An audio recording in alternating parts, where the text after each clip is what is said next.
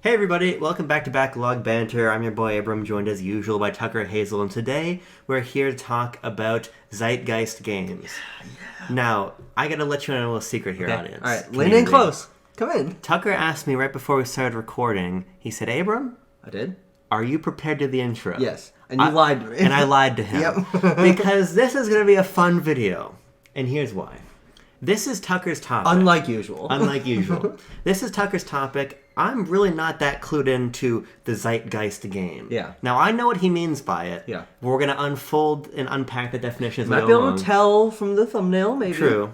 But this is really his wheelhouse. I Yeah. have not played anything that's not Devil May Cry in several weeks Yes. now. So that's where my head's at. Yeah. But your head has been in Buckshot Roulette and Poppy Playtime and Balatro. Yeah. And all kinds of really interesting, compelling games that kind of paint a new picture for success. Or at least a new modern picture for success in the games industry. So I just want to turn it over to you to kind of begin this conversation with what in your mind a zeitgeist game is and why you're even interested to talk with them about it today. Well, I'm interested in talking about them specifically now. Yeah. As of the last few months, I feel like more and more of these kinds of games have been breaking out, being popular through streaming, through YouTube videos, through just general online discussion, and breaking into the zeitgeist and in some ways dominating it in a way that I would say even a lot of the biggest games of the last few months, this first bit of 2024 has been very odd in terms of how successful and how talked about even some of the biggest AAA games are from teams like Ubisoft and Warner Brothers and Sony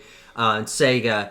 These games there's been a lot of good games, but really the ones that have dominated conversation are these weird, out there games that don't come from traditional developer teams or publishing teams that have strange takes on gameplay that kind of create their own genres.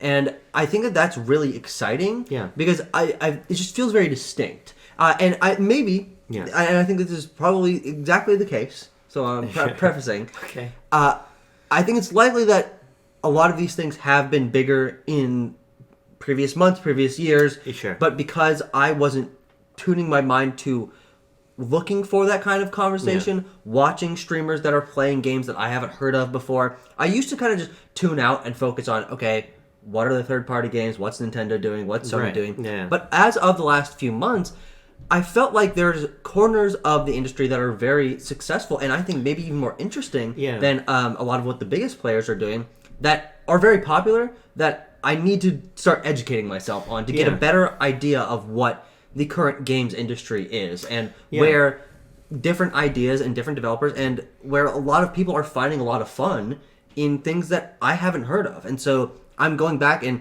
knowing that Poppy Playtime is so popular. And I'm always seeing the Huggy Wuggy doll at like the mall and like those shitty little carts. Like there are these games that are immensely popular with younger people, with people on stream like that do streams that I'm entirely like been pushed myself away from for the last few years. And I want to make. I don't want to be pushing away anymore. I want to embrace them, and I certainly have been doing more of that now. And I think now it's just, again, specifically an exciting time to do that because there have been a half dozen of these games in the last like 6 months that have been really, really big. Yeah, and just to clarify, in case anyone's not familiar, when you say zeitgeist, what you're referring to is the idea of the zeitgeist, i.e. what people are engaged in talking about and playing and what's on social media. Recommending to friends. Word of mouth is a big deal, if not the biggest deal for a lot of the games I'm talking about here. And it's that word of mouth as opposed to standard advertising and promotion that I think makes these games feel like they come out of nowhere, which is really where I am drawing the distinction between something like, okay, lots of games are in the zeitgeist. You think about how many Tears of the Kingdom clips were posted on social media early last year when that game came out. Obviously, it's a great game, but it was very expected that the game was going to dominate conversation. It's a sequel to Breath of the Wild. It's from Nintendo. It's from one of the most revered teams in the industry. We'd been seeing trailers and hearing about this game for years and years and years. But then just a few months later, or a few months before that, Vampire Survivors drops on Steam, and everyone is playing it, and suddenly everyone is talking about it. And we hadn't heard of that game before people started recommending it and saying, actually, it's really, really good. And then we'll get through a couple more examples, but just to kind of give a timeline of the recent games that I think exemplify this best. Last summer, Only Up comes out of nowhere. One guy makes it, explodes on Steam, it disappears. But in the time that it was popular, perfect example of this, Suika Game at the end of last year, a Japanese-only game that was the hardest game out of Japan, that is big on streams. We play it. We really enjoy it. Our girlfriends are playing it. And then at the beginning of this year, and these are the ones that specifically clued me into this being something big for 2024, Palworld coming out and just blowing up. Like, just immense success. One of the biggest successes for Game Pass, and also on Steam. Infinite Craft coming out of nowhere. Neil Agarwal making one of the most interesting subversive browser games that I don't think I've ever seen a browser game be this popular since like Happy Wheels. Balatro, Content Warning, Buckshot Roulette, Lethal Company last year. Like, there's just so many weirdo games that have popped onto the scene with no prior information, but because they're quality, they do something weird, and they tickle the specific itch of, this is strange. And it's fun to talk to my friends about it. They just, everyone's word of mouth, viral spreading it to each other, and they take over the zeitgeist. We were talking a little bit before we started recording that Balatro, a game made by one guy with no previous marketing until it was released, is probably going to be like many people's game of the year this year, and will probably be nominated for some Game Awards because it's that good and that popular right now. When you were talking there, I was pulling up this quote. This comes from Larian's publishing director, Michael Dowse. Sure. This quote, it was making the rounds. What does a publishing director do? I don't know. But Dowse made the claim that video game marketing is a thing of the past. And I'm sourcing this here from Games Radar, who sort of did a nice write-up.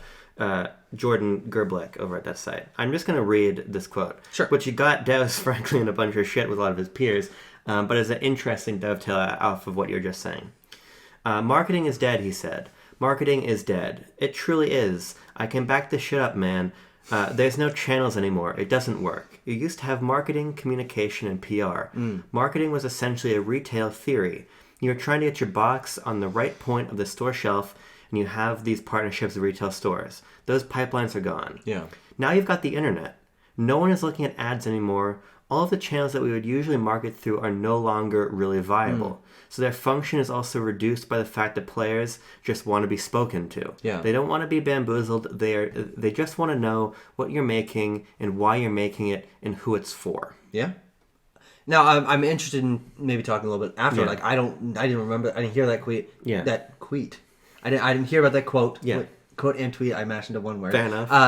Why it got him into hot water, but I think he's telling the truth. I think it's very real. I think it's maybe not as entirely off and on as maybe he's suggesting there, because things like Nintendo Directs and things like Summer Game Fest and the Game Awards, these are things that are following in a longer traditional marketing cycle of hype trailers and putting it out in front of big audiences, and those are very popular. But I would say that they have been certainly transformed into synergizing very well with the internet. But the interesting thing is, talking about Game Awards, SGF, Nintendo Directs, State of Plays, these sort of things, none of these games were there. I mean, actually, I think Palworld was at one of them a couple years ago. But for the most part, these games stay away from that, or the developers don't have the budget to promote their games on that level. And I think that's an interesting confluence of where, even with the changing state of advertising and marketing your game, lots of games like that we're going to talk about today can just come out sheerly because of word of mouth and recommendation, and online conversation can match the level of sales and popularity of the games that are shown on the SGF stage. I mean, it's interesting because I have very complicated feelings about this crop of games from an industry analyst. Analyzing level, because I don't really play most of these. So ones I do play, I really enjoy. Things you have here like Suika Game. I think Suika Game is genuinely one of the great Vampire Survivors. You did. I did, but I quickly fell off Vampire Survivors. I don't even want to talk about Vampire Survivors at this exact juncture. When we get to Vampire Survivors, we can talk about it more. But the point is, there's select ones of these games that I really enjoy, but they're not really my thing. Where I come at this topic from is that I don't think that this is necessarily a good trend. Okay, sure. which is to say nothing about the individual games, Yeah. and obviously not to shit on the success of any of these developers, because what all of these developers have been able to do is incredible. Yeah. They not only made very compelling products, but they were savvy enough to get them in front of the right audiences, to amplify them to the right place. Yeah. I think the problem and the reason that this Michael Desk has in blowback is because it's not really great for the stability, especially of the independent market, for it to not be, for there to be no reliable method of getting your games promoted and popular. The issue here is that these games are successful because they manage to push the right buttons in the algorithm to find an audience. But there's been no shortage, even just this year alone, games that, while we don't know, to our eyes, pretty evidently underperformed massively, even games that had a lot behind them. I think Penny's Big Breakaway is a pretty clear example of that. That was at Directs and from a prominent developer. From a prominent developer, from a prominent publisher. Yeah. And then Private Division. Oh, okay, of course, So they had plenty of resources, and just based on like Steam review numbers, it doesn't seem like the game did really well at all. So that's not good. Yeah. I think that instability is always going to allow some people to exploit that. And I don't mean that in an inherently negative way. To exploit the algorithm is a skill. And these people are skilled in that. But the fact that you can't reliably put your game in front of an audience in the right showcases, the right ads in the right pages, get the preview in the hands of the right writers and YouTubers. The fact that you can do that stuff and not get a return is a really dangerous position for the larger industry to be in. Yeah, I mean, this is outside of our purview of like solutions or problems in this exact space, but it'll be interesting to follow because, again, I think that that us making this video and the guy from Larian making that point indicates that this is something that is currently changing. I think there will be probably a settling ground in terms of these kind of games have always existed, and actually I do want to talk about sort of the history of these kind of games, because I think it's really interesting to watch where games explode in popularity because of this exact kind of word of mouth streamer type thing that we're talking about, and then balance into the mainstay. But it's impossible to know how things are going to shake out over the next few months. We haven't hit the Summer Games announcement season, so we really don't know what the second half of the year is going to be like. But there's really the chance that the mainstream publishers, developers might shoot themselves in the foot a little bit by not having as many games come out this year, leaving space for things like these kind of games, because people are just looking for something new, scrounging on what's their favorite streamers playing, what's new on the Steam store, what's new on Game Pass. A lot of these games are able to take advantage of the lack of culturally dominant games, which this year has been pretty hit or miss on. I mean, that's a great point. I mean, like last summer, for instance, if you're launching your game against Tears of the Kingdom, you were completely fucked.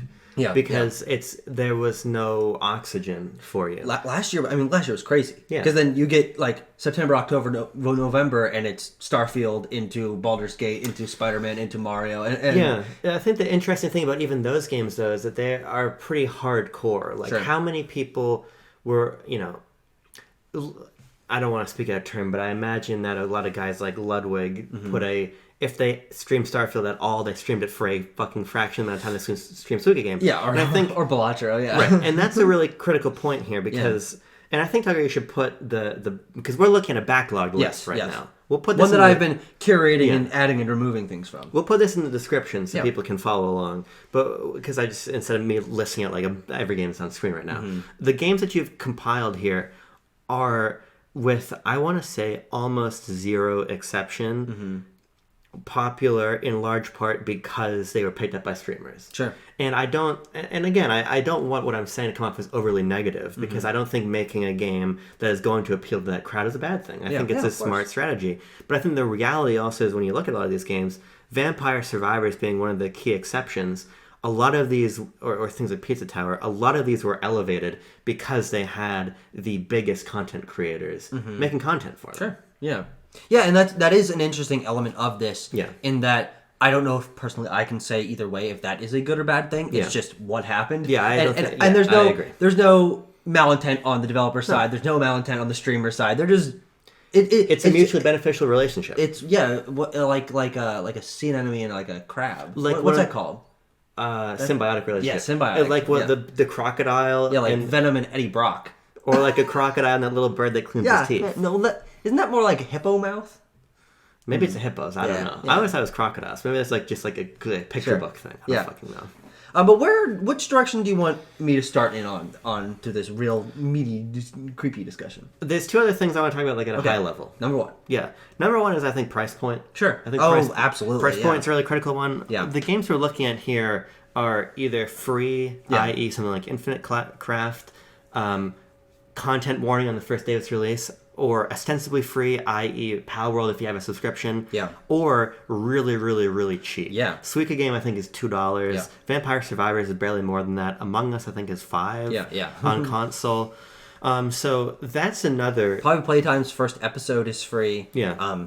We have Genshin Impact on here, which is a much bigger game, but obviously that was one that took over conversation in an interesting way. That's a free game as well. Yeah. So yeah, you're right. Price point is a big part of this, and I think that is a nice synergy between accessibility and conversation in the way that you might suggest someone, hey, go play Tears of the Kingdom. It's a great game. They're going to have to pay $70 for that game. It's a lot of money. But you tell them, hey, Suika Game, the hardest game out of Japan, the only barrier stopping you is making a free Japanese Switch account or whatever it is, or getting it on Steam. Now you can get it on the eShop. Yeah, regular style. Yeah, normal people version. Hold on, that sounds wrong. We're fucking around. We're making some jaffs. But all of these games have the easy, that does sound interesting. I'll try it for a little bit. Oh, hey, $3 to $5, $10, $15 in that range. Yeah, sure. Why not? Yeah, I think that's really key. Yeah. The other factor, and I'm a little bit, this is more of a looser thesis to explore, but I really think that COVID had a massive impact on this trend. Yeah. And I think that Wordle is a really key example of that. Yeah. I think that I really, or I'll put it this way, I really like seeing sites like Kotaku very often cite Wordle as among the best games or the most popular games. Yeah. Because it is. Yeah, 100%. Definitely. And I think that when you look at things like Wordle, you'll get Among Us, these big 2020 hits. Yeah. They open the door, I think, to more people who have casual interest in games. Mm-hmm. Obviously, we saw the whole industry financially grow inordinately because of COVID, because people were at home and they had extra disposable income or whatever. When you pair that larger interest in games with sort of titles like Among Us or Wordle that are casual, that anybody can play and enjoy, I think you sort of set the stage for these like atypical games to come out and be big. A game like Balatro is ostensibly just poker with a bunch of stuff put on top of it. Poker is a wide-reaching game. That's going to speak to a lot of people that are not going to play, a roguelite like even card Slay the Spy or something, right? I mean, there's a gulf of difference between those games. Yeah. I think that the general increase of attention on the games industry because of COVID definitely opened the door for more of these games to be more successful. No, that's definitely true. And I think that for me, I came to an interesting conclusion because I was thinking a little bit before this. I haven't scrolled down yet, so you haven't quite seen what the bottom of the list is. But I was thinking about like which examples of these kind of games were happening previous to this last like 2020s bubble where we feel like a lot of them are popping up. And I was thinking, what were these games in like the early 2010s and stuff? And the reality was they're on mobile. And mobile games appealing to Can I scroll or are you going to bite my hand off? I actually don't have a lot of those examples there because I didn't realize this until now. Games like Among Us and Wordle are appealing easy to a casual audience, but also very accessible because they're on phones. But a lot of these games are appealing to that same concept of word of mouth, easy to access, fun to watch other people play. But it was the early mobile games, like Angry Birds and Doodle Jump and things Temple like Run, that. Jetpack Joyride. Where it's cheap, it's easy to access, and those games I think feel different because they're like solely mobile. So like in my mind, like, oh, that's different, but not really. But I think because mobile gaming has shifted away from like those few dominant 99 cents, $2 games, free games that we're talking about in the early 2010s, it's giving Steam and Game Pass and these more modern versions of accessible games the chance to have that be the thing that's really exploding in terms of mindshare. I think you're right. I mean, that's kind of a totally other conversation to dig into about the idea that the general like shifting economics of mobile games have kind of pushed some innovation back to console gaming, I would say. Or pushed it to places like Apple Arcade, but Apple Arcade really doesn't get attention. No, it doesn't. But even when a game like Sonic Dream Team should get attention. Yeah, or like that fucking new Puyo Puyo game that says that has a full campaign, but it's like an Apple Arcade or whatever. Yeah. The point being, I think you're totally right that these games have been there and have been around because ultimately, Jetpack Joyride as a $4 or $5 mobile game, whatever it was. I don't think it was even that. Yeah, $2.99 maybe or whatever.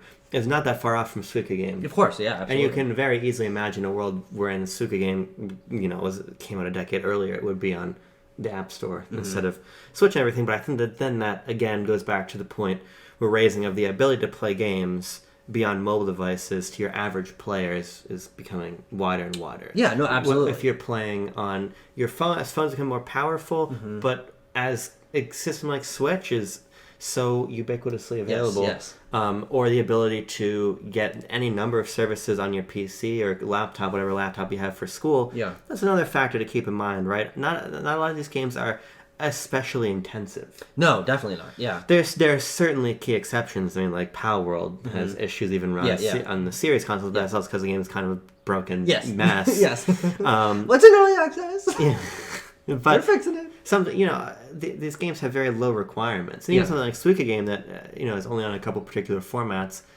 It will be on everything. There will be, and there's plenty of Suika clones that you can go play in your browser right now. Oh, definitely. Anyway. Yeah, and I think that's actually another interesting place to think about where you can tell that these have that kind of appeal. Yeah, is when you start getting the shitty "let's change one word in the title" knockoffs, and they start proliferating into mobile ads on your phone, on Instagram and Twitter and things like that. And a lot of these games quickly get those kind of like, oh shit, this is blowing up. Let's make a tiny half-assed version of this that we put out for free or 99 cents with ads. Yeah.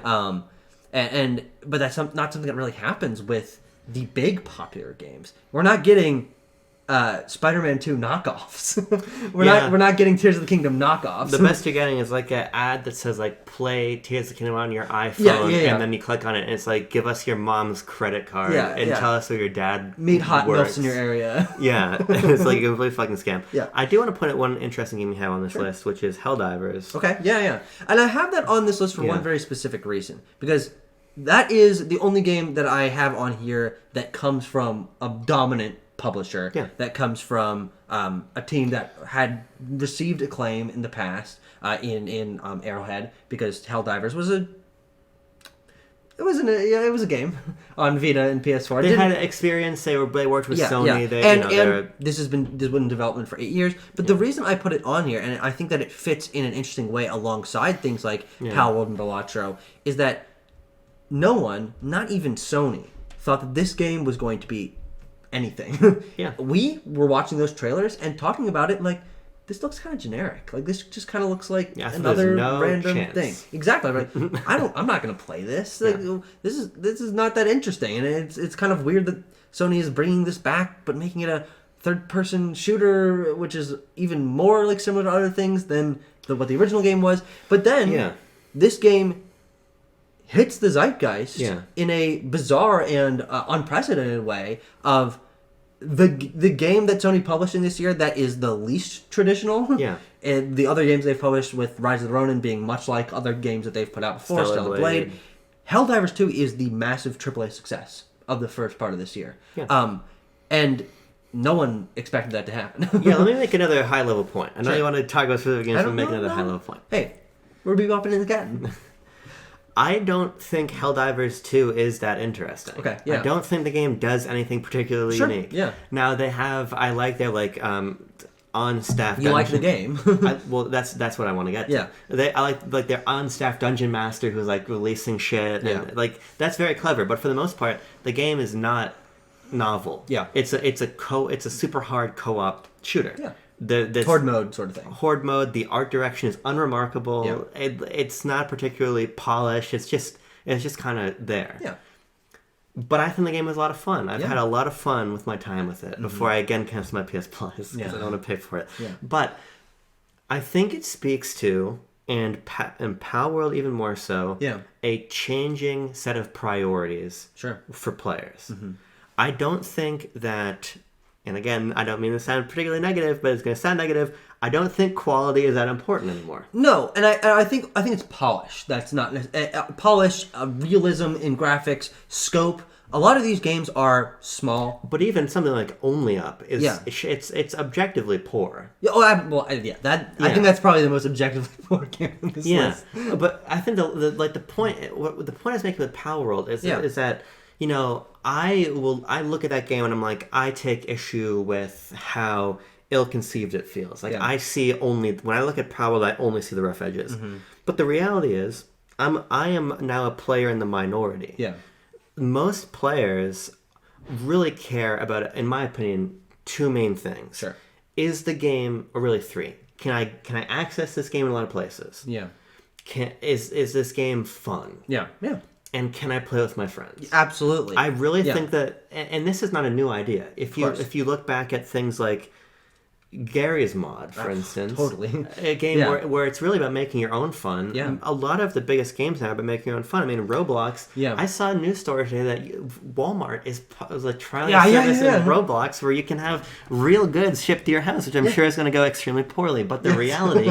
Holy shit, yes. The reality is that people don't care that Roblox has any myriad of mechanical or graphical issues. People don't care that Palworld is at a certain point blatantly unfinished. Yeah. Arguably, allegedly using AI. Yeah, no one gives a shit about any of this stuff because the game is fun. Only Up was stealing assets. It was literally stealing assets. Yeah. No one gives a shit because the game is fun. Yeah. It's easier for them to get their hands on. They can play it with other people, whether directly or they can enjoy it in a community sense. Absolutely. The way you share Suika Game scores, the way you watch Ludwig play Only Up. Yeah. These, in my opinion, are the new priorities for players. And I think these games, more than anything else, reflect that. No, that's totally true. And I think that's the very specific reason why... I think that's maybe the thing that all of these games share. Yeah. Is they've got something wacky about them that is fun to share with your friends, whether that's sending them videos of something funny you did, doing that together in a number of these games. Games like Palworld, Lethal Company, Helldivers, Content Warning. These are specifically multiplayer games that are goofy and you're messing around. And that is actually the exact reason why I didn't play a lot of these games. I'm not a particularly social gamer. I like talking to people about games, but I don't play almost any multiplayer-focused games. There are a handful of exceptions, but I'm sitting by myself playing something on my Switch or on my PlayStation and locking in for hours at a time. I mean, we're the same. I play multiplayer games, so I play them secretly. Yeah. I'd play Halo Infinite a lot. Yeah. I don't want to team up with any of you in Halo Infinite. Yeah. I don't want to be on TeamSpeak with any of you for any reason. TeamSpeak? Because that's all around? I don't fucking know. No, but... I just want to play it by myself. So I'm in that same boat with you. Yeah, yeah. But that's what I'm kind of like pushing myself outside of my comfort zone. Yeah. Looking at something like Content Warning, which my brother's sending me clips of, and I'm hearing about from Donkey and from seeing videos being posted on IGN of like, how do you do this in that game? And be like, that's not my kind of game. Yeah. But it seems really kooky. Yeah. And that's why I'm like easing myself into exploring more of this. And I do want to talk a little bit more about where these things come from, because this has always been true. And I think that, again, this is what all of these games share, is the idea of it being either fun to play with friends or to watch. And obviously, as we were saying earlier, being very accessible. And to me, the progenitor of all these kind of games are early YouTube games. Games that Tobuscus is playing and putting up Let's Plays of. Let's Plays have largely been replaced by watching a streamer play it. And it's largely the same thing other than interacting with chat. But watching someone play Goat Simulator or Happy Wheels or Slender... I used to watch Chimney Swift 11 play Happy Wheels all the time. Are you a Chimney Swift fan? Yeah. I watched so much Minecraft Files. Yeah, when I was in like 10, when I was like 10 or whatever. Yeah, I was like 16, 17, 18. But these... games in the early 2010s and late 2000s that were picking up just as YouTube was becoming a social enough thing to garner a lot of attention. I watched a lot of Happy Wheels. I played a little bit of Happy Wheels, but Happy Wheels is ground into my mind in terms of the way the arms fly off the bodies and the animations of the different people that are riding the different vehicles, because I watched a lot of it and it was goofy and ridiculous. And And I think the obvious and main point of all example of all of this is Minecraft. Yeah. And I want to talk a little bit about something I mentioned earlier, is the way that some of these games have started very clearly as scrappy, no marketing, couple people making these games. And because of their popularity, in a way that, a long-standing popularity, in the way that some of these more recent games like Suika or Palworld haven't had the time to do, became a part of mainstay games culture and shifted it in many ways. Minecraft was not a game people cared about for multiple years after it released. It got updates, it built over time, but people found it, shared it by word of mouth, and obviously it became the biggest selling game of all time. I thought that game was really popular because everyone really liked Cobalt. Cobalt? What are you talking about? That's the game Lapis Lazuli? No, I'm talking about... Wait, what's Cobalt? Cobalt is a game that Notch made before Minecraft. Oh, I thought that was called, like, Dwarf Dungeon or something like that. We'll research this off stream. But Minecraft is the perfect example in that, it starts that way, but now it is the dominant force of all time in gaming, and obviously is now owned by... Mojang grew to the size of a major developed team / publisher. Now they're owned by Microsoft. Then they were purchased by Microsoft, and so it becomes one of the big things. And even with something a little bit later, something like Rocket League or Five Nights at Freddy's. These are games made by a couple people that are really weird, not doing something that no one else is doing, explode in popularity because they're cheap, accessible, fun to watch someone play, fun to share with your friends. But then Five Nights at Freddy's gets a movie. Made by Blumhouse and Universal. Yeah. And Rocket League is purchased by Epic Games, one of the biggest teams on the planet. And so you can see these threads for a lot of these games being pulled over the course of 5 years, if not more, that they become the dominant game, and you almost forget they started off as what Balatro is. Yeah, I mean, I think it's really important that you raise this point because this is not a wholly new trend. Yeah, no. As we talked about earlier in discussion, is obviously shifting forces in the current game space that are making this of greater and greater importance. But as you're saying, this has been going for a while, and so I really think that ultimately the greatest through line, and I mentioned it before, is the content creation side of things. Sure. These games really lived and died because of their content creation. Like, I do not think that if Minecraft had not had the Chimney Swift, Ant Venom, Captain Sparkles, Beijing Canadian, all these fucking people. Who's the butter guy? Who's the oh god, one of the biggest Minecraft YouTubers? He called gold butter. He had funny. They stopped. Sky Does Minecraft. Sky Does Minecraft. Yeah, holy shit. Wasn't he like? I don't even want to get it. I don't. We're not gonna. Yeah. but yeah, because of these people, that's why that game is as popular as it is. Exactly. Yeah.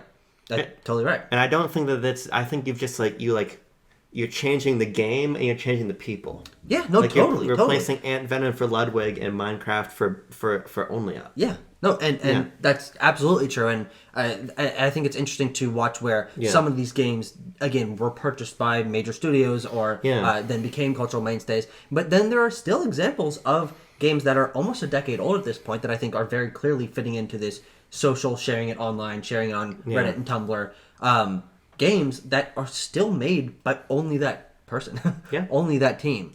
Undertale, Stardew Valley, these are games made by one person each. They're two of the most popular games of the last 10 years. They're two of my favorite games of all time.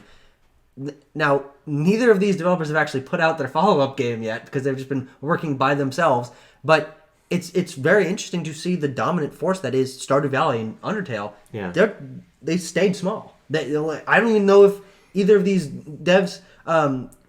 it's Toby Fox for Undertale and Concerned Ape for Stardew Valley even have like a team. Like they might. Toby Fox does, but we're talking very. We're talking. So these are very lean operators. They're not. Yeah. They're not notched to being essentially a AAA Microsoft studio. that there's a big difference there.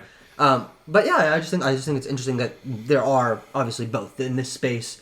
It's really about the origins of all of these, and so you can in conversation bring up Minecraft, which is then the biggest selling game of all time, and Undertale, which Toby Fox has yet to put out another game because he's just making it by himself. The origins are really what matter here. I think ultimately, and I have to apologize for this, I think Toby Fox speaking to me about Earthbound for Lock on Volume 4 is why he hasn't finished Deltarune yet. You were delaying him. Yeah. that probably 30 minutes he took to respond to my email created a knock-on effect that delayed Deltarune by several years. Yeah. What's wrong with you? What about the Haunted Chocolatier? I've never spoken to Concerned Ape, so I can't be blamed for that. That's a funny name for a game. I'm really interested to see what that is. That's gonna be fucking crazy. You know, it's interesting also because it makes me like. Who's thinking? Are people fans of Concerned Ape, or are they fans of Stardew Valley? And see, that's my and that's an interesting query. I think in some ways. I actually think that you can draw many examples from most of these games, and that they're in some ways kind of one-hit wonders. Yeah. There hasn't been another big Mojang game. Like, they've tried with Minecraft Legends and Minecraft Dungeons. Those didn't blow up. Yeah. Even though they are games based on Minecraft. I think the one example of that not being true is Five Nights at Freddy's, which became a series and developed just by Scott Cawthon. But even, we were mentioning those two games earlier, but like, Bennett Foddy is working on a game right now that's slated to come out this year, but hasn't put out another game since then. Yeah. And I actually think the one specific point about a lot of these games is that because they're made by small teams and become so popular, the devs are then way in over their heads. Like, oh god, we did not expect this. I mean, you hear so much from like the Inner Sloth dev team of Among Us. They put out a fun game. No one cared about it for 2 years. And then suddenly, what the hell is happening? Everyone's playing. And they're like, what do we do? How do we deal with this? The servers are going down. The Steam page is crashing because so many people are buying it. And a lot of these games end up becoming, even if they weren't intended to be initially, live service games where they have to be supported for years and years and years because they have years and years and years of popularity. And so that also, I think, contributes to why many of these games haven't gotten follow-up new games from their developers, because Stardew Valley is still getting updates. Among Us still getting updates. A lot of these games are. There's something to be said also for the... as you're saying, the being caught off guard by your own success. Yeah. My friend Zach in Lock-On interviewed the two guys behind Silly Parable, and that piece, Zach cites an article that I'd actually really like to go back and find from, I think it was the New York Times in New York. I think New York Times. Yeah.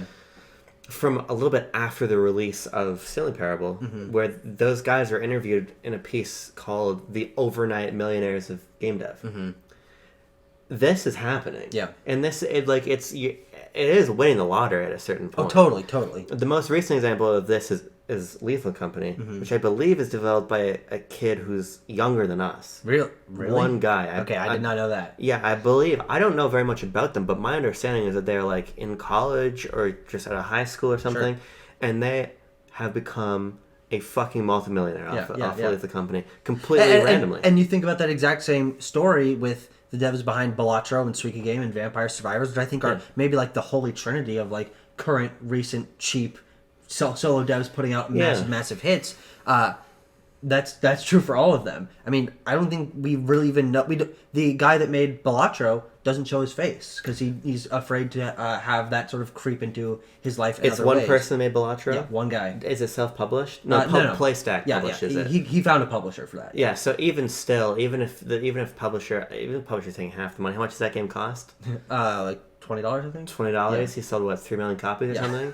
$60 million of revenue. Yeah. However much PlayStack takes. I mean, he'll never have to work again if he doesn't want to. Yeah. I mean, that's crazy, and I think that's worth putting in context. Also, how lucrative it is to have a game hit. Yeah. But that also does return to what I was saying before. The flip side. If your game doesn't hit, and you were secretly hoping that it would be the next one of these, or even if you were just hoping that you had a solid PR marketing campaign, suddenly you didn't make any money in your game that you spent years making. Yeah, and I think that's the risk of being beholden to the unreliability we're speaking about. Yeah, because these games are born from unreliability. Balatro could have very easily not found an audience. But it just so happened that it did. Yeah. But what if it hadn't? So I think that's also the fear that we were talking about before. Yeah. None of these developers could have known what was going to happen. They couldn't have prepared for it. Yeah. Well, I mean, the team that made Poppy Playtime already had merch ready when the game came out, so they were like, "Hey." That's just a big ball swinging move. Yeah. To have stuff ready ahead of time, but like. It's a very tumultuous spot to be in. That's a fun word. Tumultuous. Tumultuous. Place to be in where you can't count on anything. Yeah. Yeah. I think content warning is also especially interesting. Sure. What I really like about content warning is first they tried something very risky. The game was free for an entire day. Yeah. Not like a trial of it. The game was free for a day. Yeah. Because it was an April Fool's release. And they're like, this is just something wacky. They didn't think it was going to catch on. Let's put it out for free. April Fool's. Haha, have some fun with your friends. Who knows? Yeah. And then even though that game was downloaded many, many, many times on that first day, it is only 24 hours. Very hard for word of mouth to spread that quickly in 24 hours. And now content warning continues to sell because it's only gaining popularity in terms of word of mouth and people playing it. And it also, I mean, obviously recognizes more than any of the other games where its bread is buttered, right? Yeah. It is a content creation game. Yeah. And I think that's really clever. And it's very earnest about it, too. Yeah, I think that's really clever because, it adds a meta element for the streamers playing it. Yeah. It adds a meta element to the discussion of it. Mm-hmm. But it also is a little bit of like a wish fulfillment for the billions of kids now who want to become content creators. That's true. Yeah, that's like, true. I think that content warning in particular is an immensely savvy game. Sure. In terms of what the game is, in terms of how they put it out. It's really, really, really clever. Yeah. Yeah. I mean, that was definitely an exception to the we don't know what's going to happen. Yeah. Like that was a dev team and a PR coordinator who are like, fuck, we got a really good idea. Yeah. Yeah. And so I'm going to be really curious to see, you know, if this becomes a repeatable well. Mm-hmm. If people now can predict, understand, and get their games in front of these streamers, like content warning clearly did. Yeah, maybe. Another interesting one, and I think maybe to me the most interesting one of the last few months is Infinite Craft. Yeah. The developer, Neil Agarwal, has a website called neil.gg, and he's been making games that I've heard mentioned a couple times on his website. They are browser games. Does he run ads on that site? I don't know. Yeah. I don't think so. I think there's maybe like you can donate to him on Ko-Fi or Patreon or whatever, like at the bottom. But he's been making these fun browser games in a very distinct style for years. But Infinite Craft is the first one to really break out of that. And again, Infinite Craft I think is very special as an example of this because I can't really remember the last time a browser game hit the mainstream in terms of people really talking about it. And again, made by one guy and just put out with a fun idea and then picked up by lots of people, and now it's the kind of thing where there's challenges and group streams of people trying to one-up one another in terms of what they're getting. And I think another smart, specific design decision of Infinite Craft is that not only does it have a very interesting predictive algorithm, but it has a meta element in that if you are the first person ever to make a Infinite Craft element, it says new discovery. And it shows up in a little special tab where these are the new discoveries that you have made. No one else has ever made these new discoveries. And so there's always I just want to keep trying. And then, I got something. I'm the first person to ever do that. And I don't know another game that's ever done that before, of like making this sort of meta social success of, you're the first person to ever do that. It's really, really cool. Yeah, it is really cool. I find it particularly interesting because it's like, it's the only non-commercial game on this list. Yeah. Even Wordle, which is free and has no microtransactions, has become a very commercial entity. Yes, definitely has. It's now owned by the New York Times. Yeah. It was either Kotaku or Aftermath. I forget which one. I mean, people left Kotaku to make Aftermath. So, writing about how Wordle basically forced New York Times into becoming a games publisher, which is true. Yeah. With their connections and their Hex game, I mean, they are constantly introducing new games.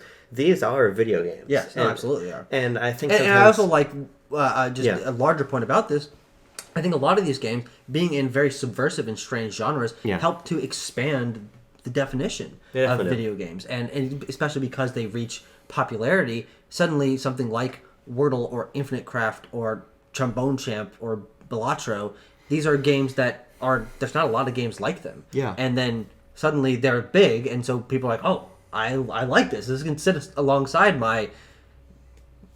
name your more traditional game that people are playing quite consistently. If they get into messing around in Wordle, then that's where they're going for the video games. Yeah, and I mean, it's not a big jump from Wordle to, I don't know, something else. Yeah. Halo. But I mean, actually, interesting. I think you can tie back Wordle to Words with Friends. Yeah, totally. Which is totally right. another early popular mobile game that my mom loved. She would try to get me to do Words with Friends. It's sort of a digital Scrabble thing. And I don't know if that game is still around, but I remember that being absolutely huge, and my mom playing it with her friends on her iPad all the time. Yeah, I mean, Candy Crush and all those Zynga and King games definitely deserve a lot of credit here. I think that people like Wordle should go play Gubbins. Yeah. Gubbins is fucking awesome.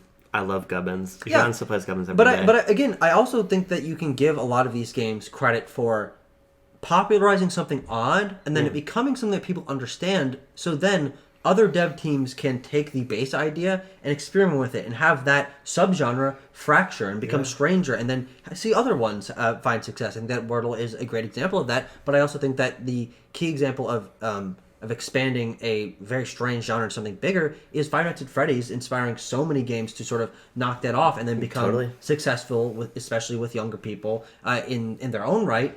And they're all trying to rip off Five Nights at Freddy's, but a lot of these games are, I'm not going to say specifically quality, but reasonably quality in their own right, and then find their popularity. And so it's cool when a game like Wordle can then inspire Gubbins. And Gubbins is not the same as Wordle, but it's similar enough to where you're right that you can build that bridge and get into something that is a little bit more wacky and creative.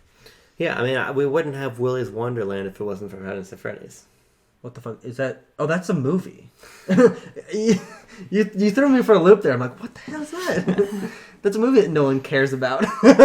Silent, gore-filled Nicolas Cage movie. Yeah. And actually, another good example of this is a game that we actually talked about in our most recent I thought video. you were going to say Mandy. I thought you were talking about silent, gore-filled Nicolas Cage movies. I'm not. No. Is Getting Over It by Bennett Foddy, which creates the Foddian genre, initiates that, and then becomes something that still to this day is receiving entries that are the perfect kind of thing for exactly what we're talking about. Excuse me. Just in this year alone, a difficult game about climbing and Sisyphus, coming off of Only Up last year, and then before that, Jump King and Pogo Stuck. This becomes a genre that, because people knew that people enjoyed the high risk, high reward style of Getting Over It, they can say like, oh, what if it's a literal 2D platformer in Jump King? What if it has this crazy pogo action in Pogo Stuck? What if it's 3D? What if it's about gripping? Like, you can take the idea and spin it just a little bit. None of these developers would have made that game if they hadn't played Snake Pass. That came out like basically simultaneously to Getting Over It. I think you made a good point. I asked you. I want to build off of that. Sure. I need to find it on Ludwig's YouTube channel. Ooh, just quickly, I want to mention a couple of knockoff games, because one that jumps out very, very specifically to me is Stumble Guys. Yes. Which is big. Yeah, which is big. Exactly, in its own right, because it's the kind of thing that's free and has ads and microtransactions in it, but is similar enough to something that people like and is wacky and can be played with your friends, that's ripping off Fall Guys. And Fall Guys is still kicking. It's certainly not what it was in 2020, but it's funny that Stumble Guys is another big success that is this kind of thing, but we attribute the success to Fall Guys, not to Stumble Guys. Stumble Guys just got to mobile before. I don't even know if Fall Guys is on mobile. I don't think so, no. That's why the Sonic Party, fucking Toy Box Party is coming out. Oh, that's right. Yeah. There is a Sonic Fall Guys knockoff coming soon. So 9 days ago from the time of recording, Ludwig uploaded a video called "They Updated Jump King." It's insane. Yeah. Which is him playing Super. I think it's called Super Jing World. Okay. Which is just like a Super Mario World inspired mod for Jump King. That video has like 800,000 views. Yeah. And the developer, because Ludwig goes through the whole thing in the video, the developer reaches out to Ludwig saying, "Hey, here's this really good mod for our game. You should go play that on stream," and he does, and it's fucking massive. You know, I think it's a very. Oh, same thing actually with a very difficult game about climbing. The developer Potty Pants is a Ludwig fan and made references to Ludwig stuff in the game. And even with Pogo Stock, I believe like the subsequent Pogo Stock games, because Ludwig was the one who popularized those. Yeah. He has like There's like things that are like making fun of him in the game, and so I think it creates the symbiotic relationship we were talking about earlier. Totally. is really cool with some of these games where building that relationship and knowing the dynamic between what the streamer is interested in, what their audience is interested in watching.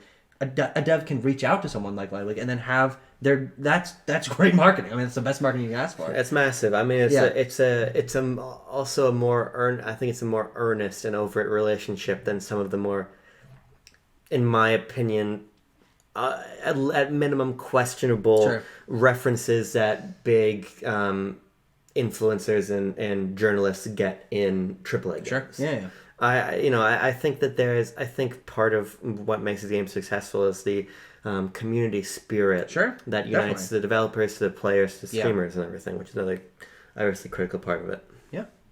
Is there anything else that we want to drill on here? Any of these games? You want to talk about Vampire Survivors? Do you want to do that? It's a whole different conversation. Sure. I think Vampire Survivors is an interesting case study in the first place because they're definitely the game here that has probably sold. That's not true.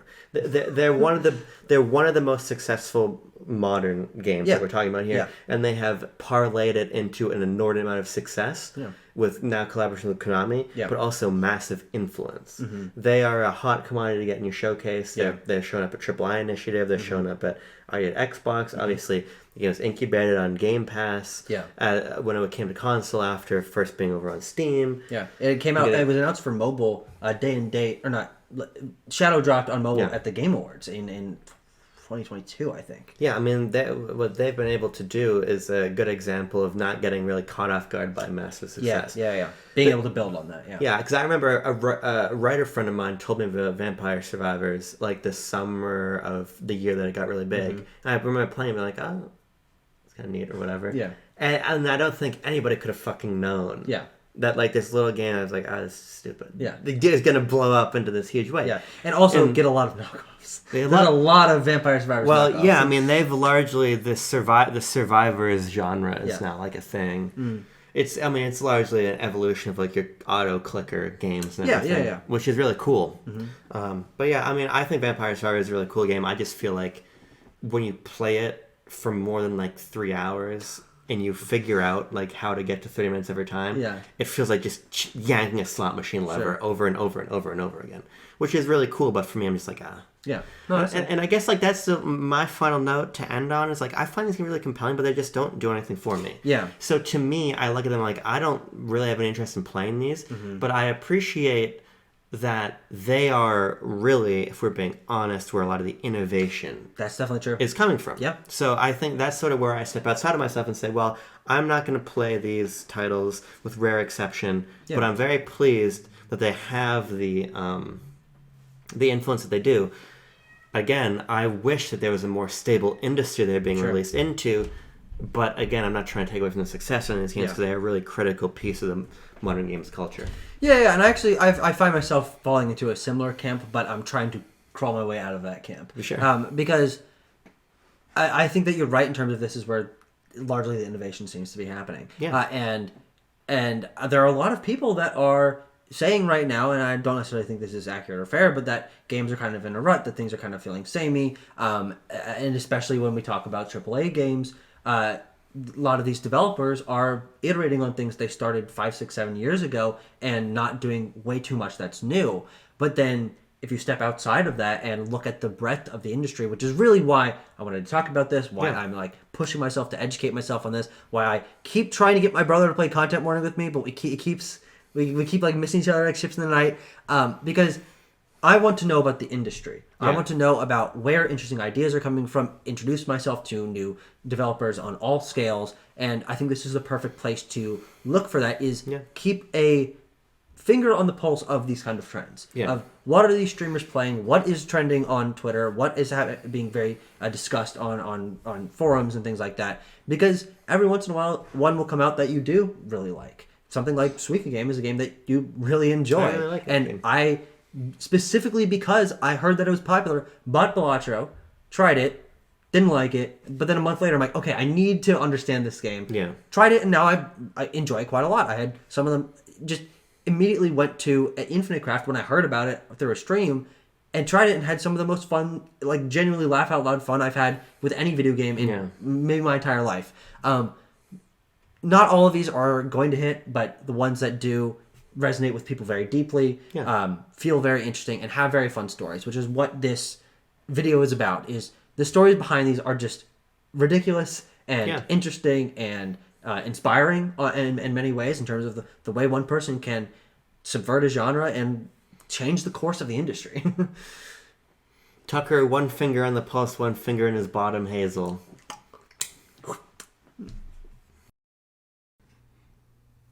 Organizing religion, organized religion. that'd be a funny like house builder, kind of like happy home designer, but it's only for like churches and synagogues and stuff. Called organized religion, and you get to like put like pews and like I don't know, fucking shrines and tchotchkes and gugas. Jesus themed tchotchkes. Yeah. Or other religions. We don't discriminate, only a little bit. Muhammad themed gugas. Yeah. Why is no one getting on this? Now that would break into the zeitgeist. That would.